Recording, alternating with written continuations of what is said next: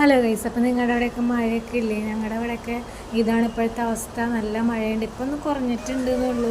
നല്ല താഴ്ചയുണ്ട് കേട്ടോ അവിടെയൊക്കെ. ഉടുപ്പ് നനയണു. അപ്പോൾ വെച്ചിട്ട് ഒളിയിരുന്നത് വേറെ ഒന്നുമല്ല, അവൻ ഈ വെള്ളത്തിൽ കൂടെ തന്നെ നടന്നു പോകണം. അതിന് വേണ്ടിയിട്ടാണ് അവൻ ഒളിയിരുന്നത്. അപ്പോൾ ഞാൻ അവനെ അപ്പുറത്തെ വീട്ടിൽ കൊണ്ടാക്കി. സാധാരണ ഏട്ടൻ്റെ വീട്ടിൽ കൊണ്ടാക്കാറുണ്ട്. ഏട്ടൻ്റെ വീട്ടിലെ ആൾക്കാരില്ല. അപ്പോൾ എനിക്ക് ജോലിക്ക് പോകേണ്ട കാരണം അപ്പുറത്ത് അവിടെ ഇപ്പോൾ ചേച്ചിയും പിള്ളേരും ഉണ്ട്. അപ്പോൾ അവിടെ കൊണ്ടാക്കി വെച്ചിട്ട് പിന്നെ തന്നെ നടന്നു പോയിക്കോളും. അപ്പോൾ അവനവിടെ കൊണ്ടാക്കണം. അപ്പോൾ അവൻ തന്നെ നടക്കണം. വെള്ളം കണ്ട ചെക്കന് ഭ്രാന്താണ്. അപ്പോൾ അതാണ് അവൻ വാശി പിടിക്കണത്.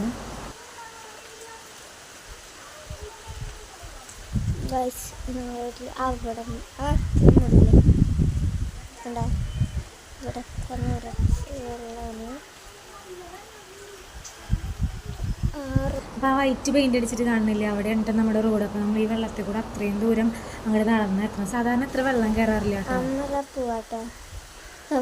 ഈ വെള്ളത്തിൽ കൂടെ വണ്ടി എങ്ങനെ ഇറക്കുന്നു ഉദ്ദേശിച്ചിട്ടില്ല. മെല്ലെ മെല്ലെ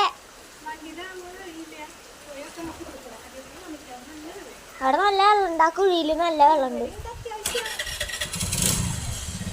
എങ്ങനെ കഴിഞ്ഞു പോണ്ടി വരും. ഞങ്ങൾക്കവിടെ കൊട്ടവൻ ചേർക്കുന്നുണ്ട്. അമ്മ അമ്മയുടെ വണ്ടി കൊണ്ട് എത്തിച്ചുണ്ട് കേട്ടോ. എന്താ അവിടെ വരെ വണ്ടി എത്തിച്ചിട്ടുണ്ട്. പിന്നെ നടന്നു പോയിട്ടുണ്ട്. നല്ല വെള്ളം.